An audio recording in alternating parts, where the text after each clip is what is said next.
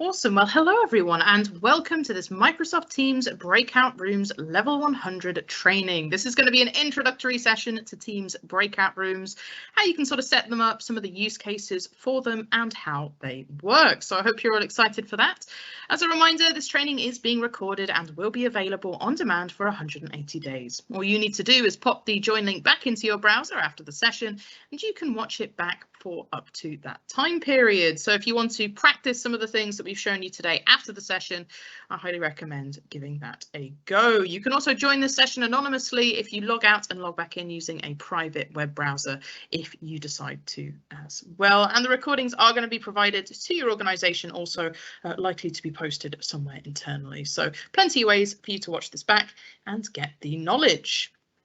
And just in case it is your first time with us, I know we've had a number of events with you, but just in case it's your first time, I'm going to go over a few of the live event controls for you. So your camera and microphone are not in use, they cannot be used, so do feel free to interact with us using the Q&A. I'll tell you how in just a moment, but it does allow you to have a lot more control over how you view the stream. You can actually play or pause the event at any point using the play pause button in the bottom left. You can change the volume using the speaker icon also found in the bottom left, and you can even rewind or fast forward through the event using the white dot at the bottom of your screen. As this is live, all you're really going to be able to do is rewind and catch up to us live, and just to move around the event, it is simply to move around the white dot. To the left to recap anything, and when you want to go a bit further forward in the stream, you can press pull it over to the right. You can also hit the live button next to the timer to catch up with us as well. Towards the bottom of your screen, bottom right, you have three icons, such as the CC button with a square around it, which will turn on closed captions or subtitles if you'd like to follow along with those. And just to the right of that button, we have a cogwheel here, which is the settings icon and allows you to change the captions, so what those captions look like, and also the video quality there as well. So if we are looking a little bit blurry, do make sure to up that to 720p. At the very bottom right, you also have a two-sided arrow that will go full screen on the presentation and actually minimize that Q&A for you if you really want to focus in. But for now, definitely take a look at the Q&A, get familiar with it, as this is how you can interact with us. To access it, if it's not already there for you, you can click on the question mark with two speech bubbles around it in the top right of your screen. And once you have that Q&A side panel open, there's a couple of sections you need to know about. On the left is the featured section, which is the public area, and this is controlled entirely by my moderator, who I'll introduce in just a moment. This is where we can post any announcements, any links, or maybe publicly answer some of your questions for the rest of the group if we think it would be beneficial. On the right is the My Questions area, and this is where all of the questions you ask will go first. My moderator can choose to privately reply or perhaps share it into the featured section and reply for everybody. Do take a look at both if you're trying to find the answers to your question, as we may have chosen to publish it and answer it in the featured area instead. Towards the bottom is where you can ask your question. You can pop in your name next to this little person if you wish. Ask your question in the box below, and if you're feeling a little bit shy, you can toggle on the post as anonymous option. We certainly don't mind. But once you're happy with your question, send it over to us using the little paper plane icon in the bottom right. As a reminder, this is the Microsoft Teams Breakout Rooms Level 100 session. You can ask questions using the Q&A and your mic and camera will not be in use. But who is with you today? Well, I've been on a few sessions with you. My name is Catherine. I'm a Microsoft Training Associate from the London Oxford Circus-based Experience Centre, and I'm going to be doing the majority of the talking today. And it's actually my demo account that you're going to be sort of going through for the demo. But I'm not alone. I'm also joined by my good colleague, Candy, who's going to be helping us moderate today. Candy, would you like to introduce yourself and let everybody know what your role is?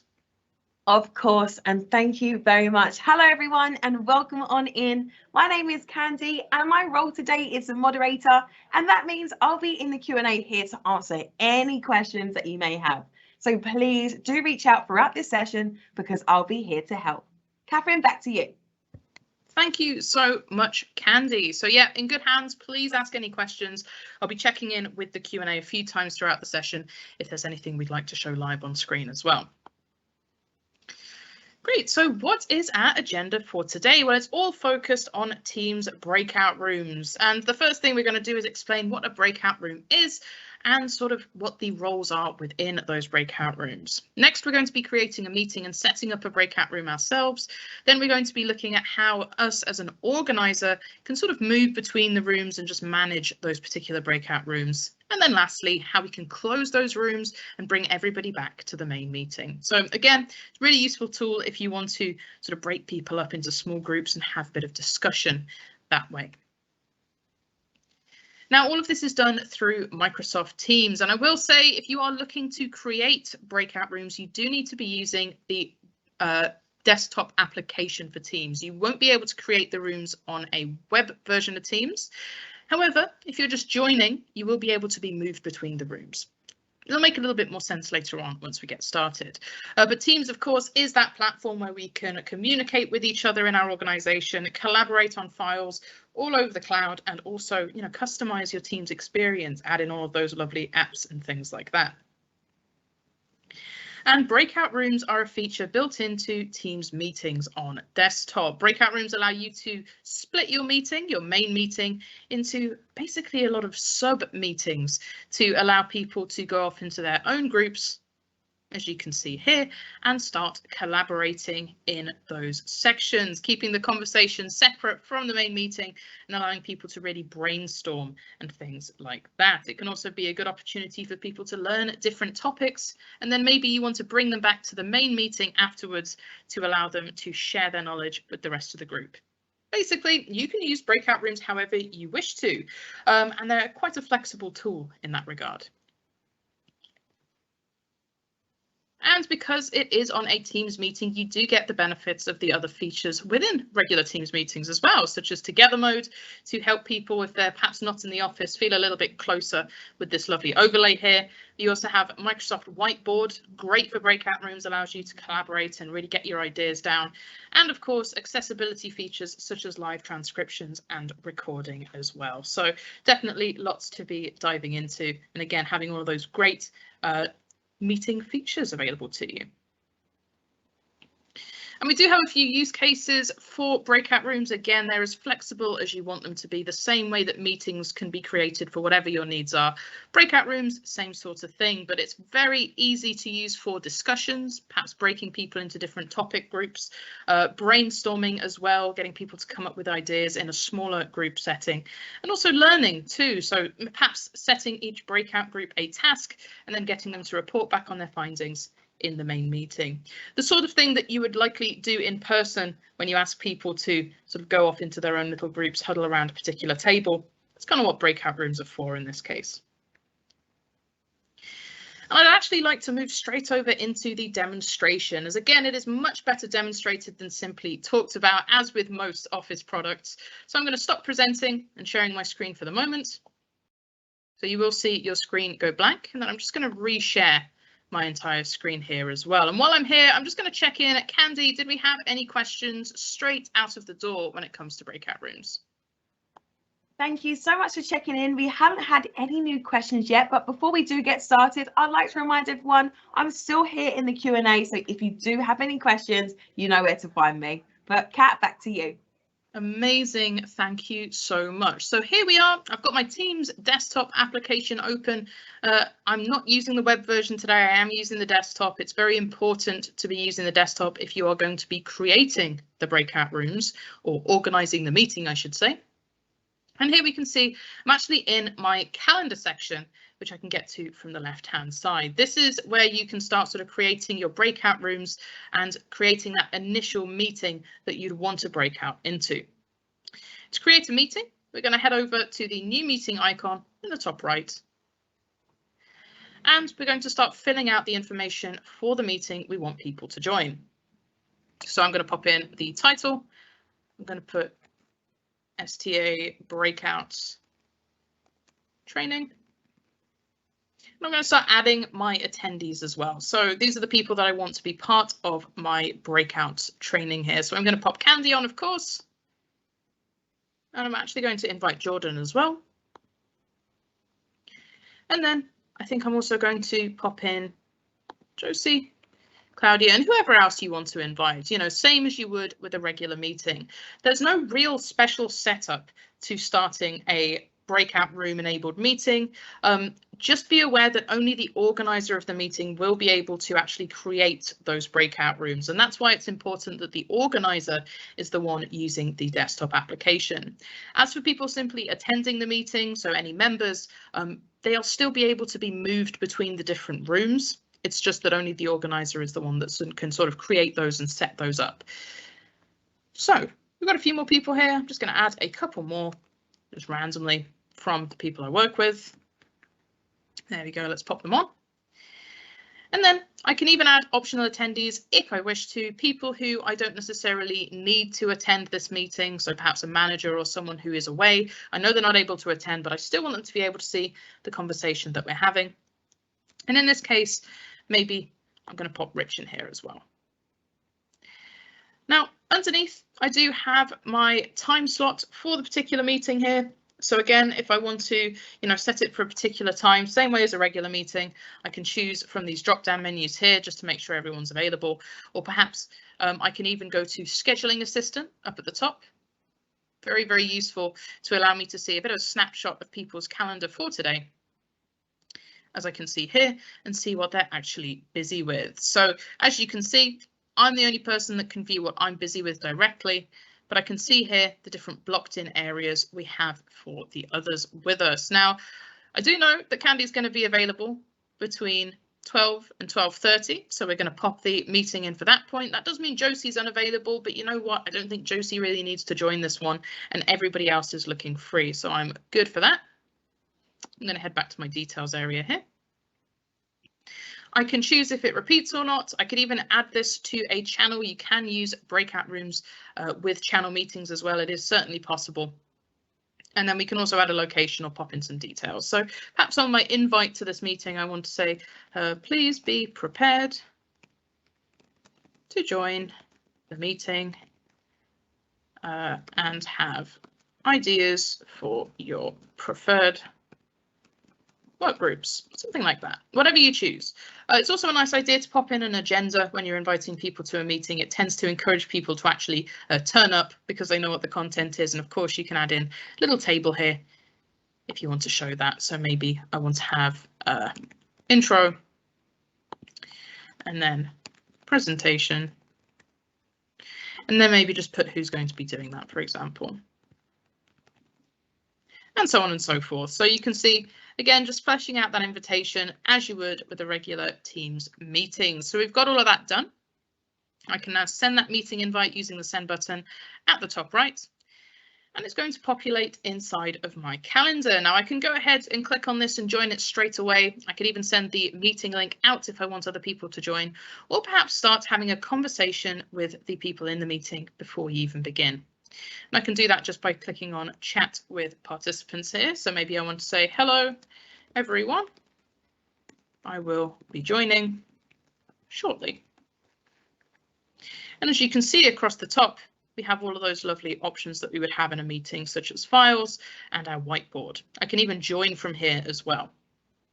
And all of the conversation, because this is a private meeting, is going to be held in our chat space. This will become important later. Heading back to the calendar, I'm going to double click on this meeting instead now. And because I'm the organizer, that's going to take me to the editing view. However, now that that meeting has been posted, it's been created inside of Teams, we get a bit more in terms of options. I can see the full invite down at the bottom, so I know exactly what email people have received, including that lovely join link there. But towards the top, just underneath our tabs, we also have the option to change our meeting options. So again, this might be something that you want to set up while creating your meeting, just to make sure that everything is going to be running as you wish it to. So this is going to be loading up a page here. It's going to ask who can bypass the lobby. We can set up a lobby. Maybe I want it to be everybody, maybe just people in my org, or perhaps only me. Really good if you want to get your rooms set up in advance before letting people in. I can choose who can bypass the lobby in terms of callers. We're going to say no. Announcement callers, join or leave. I'm going to turn that off. And then this one is quite important. Who can present? So at the moment, everybody who joins the meeting is going to have pretty much the same permissions as me. Although again, as I'm the organizer, I'm the only one that can actually create the breakout rooms. But I can choose who's actually allowed to share their screen in the main meeting as well. So in this case, maybe I just want me and Candy to be able to present. This will turn Candy and me into dedicated presenters and turn the rest of the people joining the meeting into something called an attendee. Because they're listed as attendees, it allows us as presenters to manage their permissions, such as maybe turning off their microphone or their camera. Again, could be useful if we want to keep it a more formal meeting with a bit less collaboration. I can also choose if I want this meeting to record automatically as well, and if I want the meeting chat to be enabled throughout the entirety of the meeting being posted in the calendar, turned off completely, or perhaps only when people join the meeting itself. Great, I'm going to hit save there. I just want me and Candy to present. Once you get that little done tick down there, you can actually close this meeting options page. It'll be applied to your meeting. And again, we do actually have a breakout rooms tab across the top if we wanted to get started a little bit earlier. This is a brand new feature. So really on the sort of cutting edge here when it comes to this breakout rooms tab, and it allows me to actually create my rooms sort of in advance. I can choose how many rooms I want. So maybe I want 2 rooms in this case. I think that's good. I can add my rooms, and notice how I'm doing this all before we're even inside of the meeting again. So, you know, if I'd set up that lobby so that only I was the first person to be able to join in. So the meeting can't even start without me. In that case, I need to be in there to allow everybody in. This is how I can get my setup done in advance, which is really, really useful. I have room 1 and room 2. I can go to the ellipsis and I can actually edit these rooms. So if I want to call it something different, maybe we're going to have the, I don't know, I'm trying to think, maybe we're going to have the PowerPoint room. And then maybe the other room is going to be based on Word. Perhaps we're getting people to learn a bit more about these particular topics. We're going to save that. Very easy to set up as well, and I can actually delete these rooms here as well. I can change the settings for the individual rooms in this case too, so if I need to set up some particular meeting options for the rooms, I certainly can do as well. So a lot more flexibility than there used to be in breakout rooms. So this is a great feature. Again, once that meeting is in your calendar, it's found in the tabs across the top. And I can also choose how to assign people when it comes to breakout rooms. I can assign people automatically, in which case Teams is going to take a look at the people in the meeting and add them randomly to the breakout rooms at about a 50-50 split, or I can manually choose who goes in each room. You can actually see here, I can find all my participants. And again, this is a new feature inside of Teams breakout rooms. It used to be that you had to wait until people actually join the meeting to assign people to them, which wasn't the most convenient thing in the world, I'll be honest, but now I can actually go in and perhaps assign different people to the different rooms using that assign button at the top after I've selected them, and then choose where they want to go. I can also individually assign the rooms just by hovering next to their name.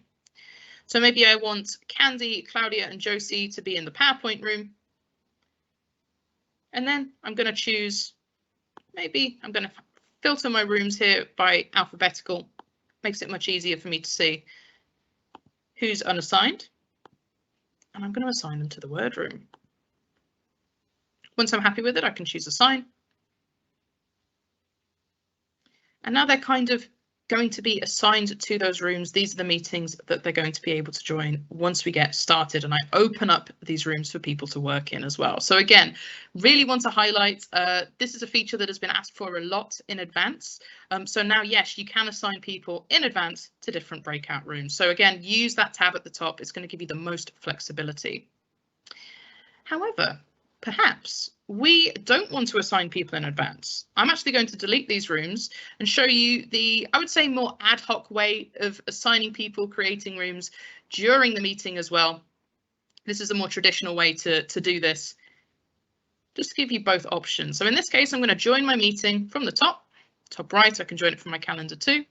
I'm going to mute my mic just so there's no echo here as well. And this is also where I could set up my camera, make sure my mic is muted before I join. and also choose what audio I'm using. Always best to stick to computer audio unless you're using a room device. And again, just a reminder, don't use audio down at the bottom. It means that you won't be able to hear anything. So generally not best used unless it's just a monitor. I'm going to hit join now.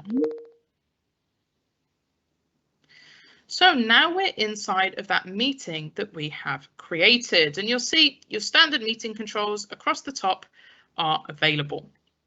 We have show participants here. I can see who is supposed to be in the meeting. Thank you so much, Candy, for joining. And this is where I can also invite somebody else to the meeting if I need to. I can also request individuals to join. So in this case, maybe I'm trying to call in Jordan. Hopefully he'll be able to join, okay?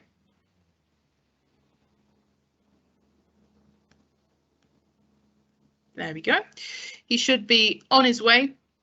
Still connecting, still calling to him, and there he is. And notice as well, because we assigned him as an attendee at the beginning, his camera and microphone are automatically blocked. He won't actually be able to manually turn that on.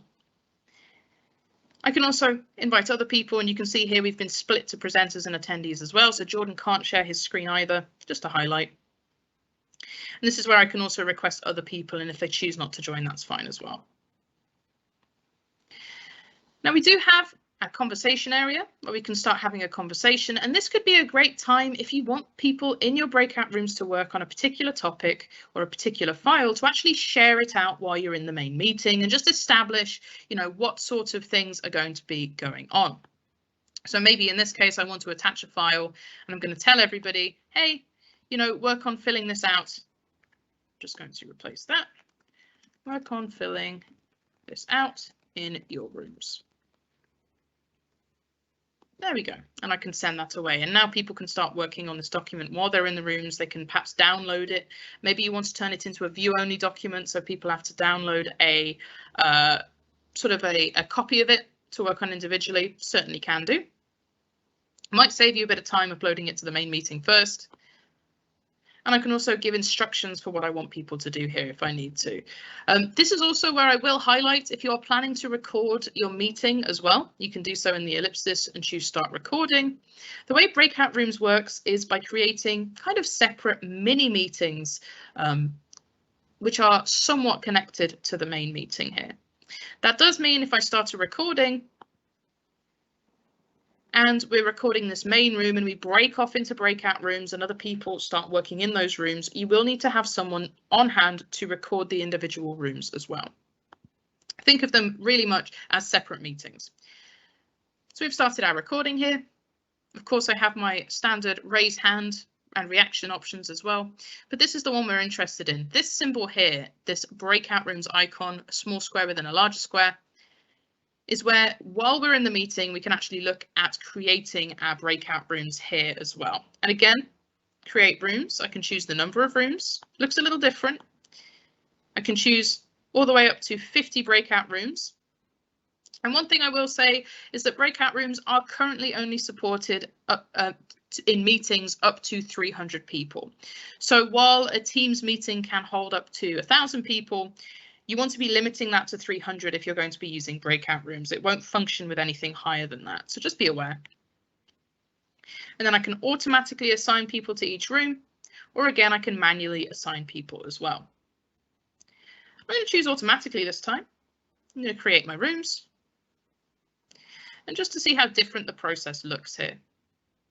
This is much better if perhaps you want to create rooms quickly. You haven't quite decided on what you wanted your rooms to be in your assignments.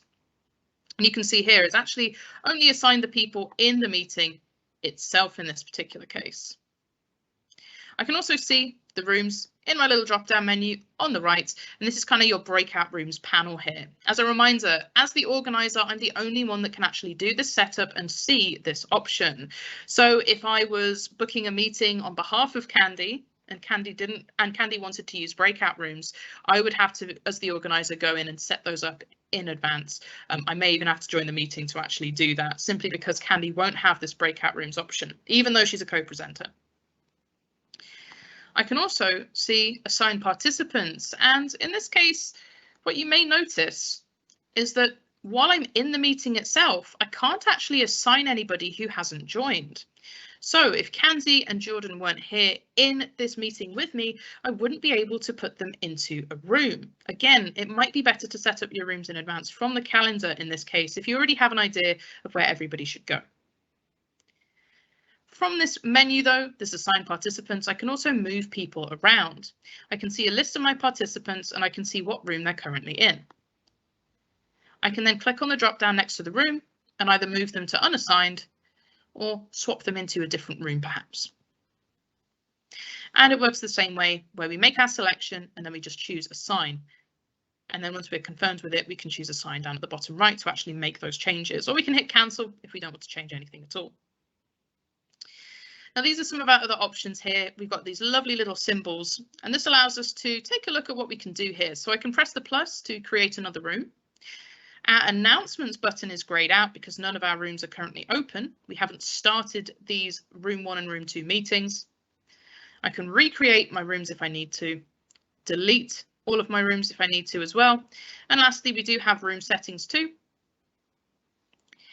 And this is a great place to look in before you start moving people over, because it allows you to assign presenters to manage the rooms here. So again, as I said, this main meeting, the recording is going to populate sort of in the chat here as well. I'm just going to pop myself on charge there. There we go. We're going to assign presenters to manage the rooms. So again, if I want to give presenting permissions to particular people inside the rooms, this is the option I'd want to toggle on. And then I'd have to put presenters from the main meeting into that room. Again, just to allow a bit better organization there.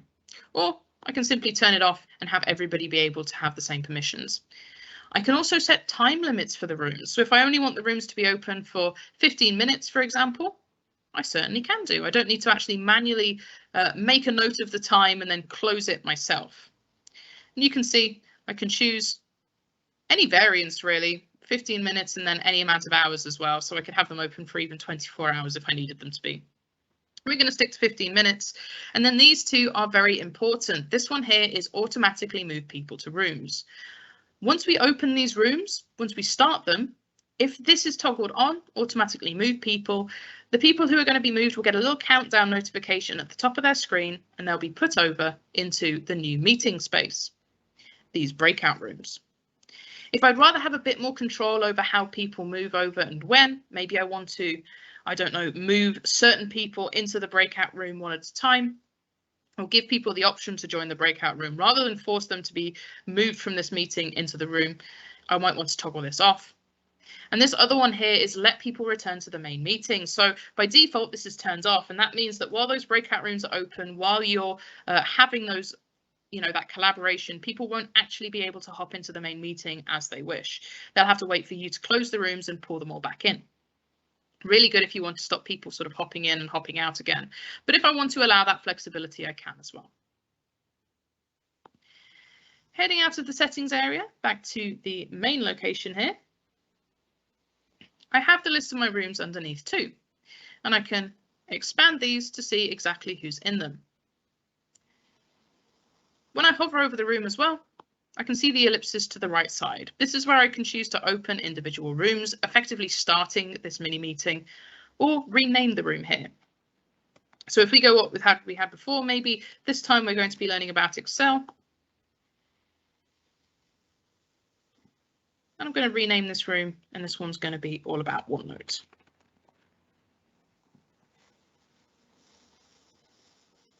Great, so it is as simple as that, and you can see it is fairly quick. It does depend on your internet speed, of course, and I can see again sort of who's in these particular rooms, and the number just to the right of them shows me how many people are there as well. So if we had 50 people in this meeting, I'd want to check that they were 25 and 25.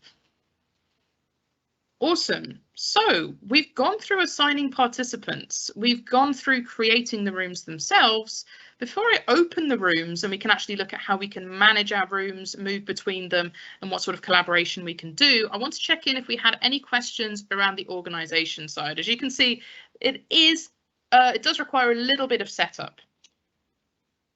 Amazing. Thank you so much for checking in. We did have a few questions come in, but not to worry, they have all been answered and they are in the featured section. So they're all been answered to. We're all free to continue. Amazing. Thank you so much, Candy, for keeping an eye on that. So we've got everything assigned. We're set up. We're ready to go. I've made an announcement, to my group saying, hey, we're going to go into breakout rooms. You're going to be assigned. Remember, in our settings, we had assign or move people automatically. We've got a 15-minute time limit. Now I can hit the big open button here to start these meetings and get people automatically moved over. Or if I want to do it individually, I can go to the ellipsis as well. So if I wanted the Excel room to open before the OneNote one, I can do, but I'm just going to click open. You're going to see a loading screen. You're going to see these rooms are opening. Everybody in this meeting is going to get a little Teams notification at the top of their screen saying the breakout room session has started. You'll automatically be moved in 10 seconds. And now I can see, thank you for sending the image there. I'm going to take a look at that just to show you what it looks like. Let's give that a click. There you go. This is the notification that your participants will see. As the owner, I'm still going to be in the main meeting here. But in our breakout rooms area, I can see these two rooms are open and I can see who's in it as well. They're both going to be started as in meetings, so I can see that Jordan and Candy are definitely inside of that room. Notice how we can't actually go in and recreate and delete the rooms now. They're open, they're live. I can't really make any more modifications to them. So it's always good to get your setup done. What we have activated, though, is this lovely announcement button. So if I want to send an announcement to everybody in their breakout rooms and send basically an important chat message to all of those people, I can pop it in here. So I can say, we will be coming back in 15 minutes. Let me know if you need anything. There you go, just like that. And if we wanted to actually check what was going on in these particular breakout rooms, I can actually go to the ellipsis now and join the room. Again, as the organizer and the creator of these breakout rooms, I'm the only person that can manually hop between the different rooms, just as an overseer to keep an eye on everything. This is particularly useful if someone in one of these meetings sends you a chat message, maybe mentions you, you get a notification that maybe they need a hand. You can sort of know where that's coming from and head over there too. So what I'm going to do here is I'm actually going to hop into Candy's room. I'm going to go to the ellipsis and join room here. Maybe a little hard to see, but you notice I'm still actually in the main meeting. It's just been put on hold. And now I'm in Candy's breakout room and it looks like she's doing some lovely work on OneNote. Amazing. She's sharing her screen here, doing all of that work. So thank you so much for that. I have all my meeting options. I can, pop my mic on. I could share my own screen if I wanted to. And I can actually head over into the chat area where we see that announcement we made earlier. It really does function like a mini meeting. Although one thing I will say is that your participants, you can manage permissions, you can download the attendee list, but you can't actually manually pull people into it, for example. Also, so I can see a nice little heart here, a notification too, and I could start chatting with the people here. Maybe I want to distribute an individual document for this team. I could add it as an attachment, maybe create a poll, whatever it is, that's all good. And you can actually see at the top left how long you have left in this meeting before everybody is automatically pulled back. And I certainly do like your OneNote page there, Candy. And then I could just go ahead and leave this meeting. And you can see I'm still on hold in the main meeting. And if I wanted to resume, I can just hit the resume button there as well.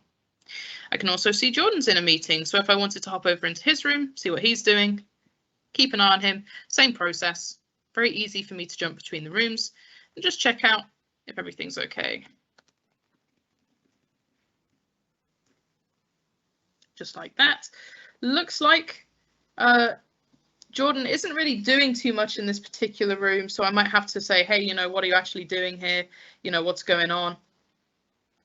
But when he starts sharing anything as well, it'll start appearing. And oh, looks like me popping into this meeting has sort of kickstarted him, and he started sharing his whiteboard there, and he'll be able to start, collaborating on that and just start working on it together with his team. So you can have things like whiteboards going on in meetings, all of those lovely standard controls. And then I can choose to leave this meeting as well and go back to the main one. Now, as you've seen, they are separate instances. They do function very much like separate meetings, and that means that, yes, you will need to record them individually if you are going to want to record what's actually going on in these particular meetings. Our main recording here is just going to be this meeting screen. And actually, just to save on a little bit of bandwidth, I'm going to stop the recording. If people in those meetings were to start recording, it'll be saved in the chat location, the same as it would for any other meeting as well. So just so you're aware of that. And when it comes to actually joining the main meeting back again, there is no join button for them to hop back into the main meeting for you. If you want to keep an even closer eye on what's happening in these breakout rooms and you don't want to have to keep hopping between them, you just want to keep an eye on the chat pane. Great thing about it is when you create these rooms and open them up, because they function like separate meetings, you can see the conversation in your chat area. Notice how I have my breakout training room. I also have my OneNote training room, and I have my Excel training room on these left-hand sides. For example, I can actually see that recording has started in the Excel room. So it looks like Jordan is trying to record some of his work. And you can stop recording here too. And this is where, as an organizer, you'd want to go in and start gathering some of these resources too. So again, a lot of onus on the organizer to actually go in and get resources after the meeting rooms are closed a bit later on. This is also where I can open up Whiteboard tab across the top, see what's been done, load that up, and continue working on it if I wanted to, or maybe head to the settings and actually export the image as a PNG to share with the main meeting. Because this is effectively a separate room, it's a separate whiteboard as well. So again, really think of these as separate mini meetings. I think that'll help you understand kind of the permissions and that kind of thing a little bit more. You'll also notice if I go to the participants in the top right of this chat space here, I can't actually add anybody else. I can just see who's in there currently. But I do have that join option. So if I want to head into this meeting, I can also join it from my chat space if I need to for whatever reason. There's no issue with that. Something else I want to know, if for whatever reason Jordan decides to leave this particular breakout room and he wants to be able to get back into it straight away, he can head over to his chat space for the Excel meeting chat and click the join button in the top right. Or I should say he can actually join the main room if that happens, if he leaves that room. So he'll have to join the breakout training room again and then be moved over. He won't actually be able to sort of join from that chat space. Sorry to correct you there. So something you need to be aware of. Do try and keep everybody connected in that particular case. As the owner, though, the one who's in full control, I certainly can go and join this meeting once again if I need to. Great, so we're having some good collaboration going on. I can hop into my OneNote chat as well. This is also great to keep an eye on in case someone has perhaps mentioned you in one of the particular meetings. So encourage people in your breakout rooms if they need any help. Send me an mention and I'll be able to hop in, see what's going on and give any information that I need to. All of that good stuff. And generally keep an eye on things as well. Now, when I'm ready to bring everybody back, I don't just need to wait for the timer to run out. What I can do, and as you can see here, the room's automatically closed because everybody left. I could go in and close the room. I could even delete the room now it's closed as well. So you do get your settings back once that's happened. And what I'm actually going to do is close this room and just bring Candy back to that main meeting. Now, once you've closed the room, the people inside the rooms won't be able to communicate in the chat. They won't be able to go in there and access things like Whiteboard once again. They don't really have any input. They've effectively been kicked from that meeting. And here we go. We can see Candy automatically being brought back with us. Thank you very much. They also do get a notification saying you're going to be moved back as well. So you could use that in tandem with maybe an announcement to say, hey, we're going to be closing early, bring everybody back and so on. This is another part, sort of the post meeting where the organizer needs to take charge once again. So because I have full control over these rooms and they've been closed for the other participants, if they want to go back in and access anything, it might be very difficult for them to do so. They won't have all of these tabs across the top. They're just going to have chats and files. And from my experience as well, the files tab can be a little bit finicky for people attending the breakout rooms. Sometimes it works fine. Sometimes it's a little bit sticky for people to get their files back from there. So again, just as the organizer, make sure if people have been sharing resources or you need to get that whiteboard for them. For example, if we head over into the Excel, you know, maybe Jordan wants his whiteboard back. I would need to be the one to go back into this chat, open up the whiteboard, and then again, maybe just export it as an image and perhaps upload it in the main breakout room chat as an attachment here too. You'll also notice in the Excel area, this is where the meeting recording for this particular room is saved as well. So I'd have to go in and get that. There's also a separate attendance report. Only me as the organizer can see this, but that's kind of how it works. It's basically inviting people to their own separate mini meeting and then kicking them out of the meeting afterwards. He no longer has access to the chat. Anything I post in here won't be seen, and he won't be able to communicate in this room either.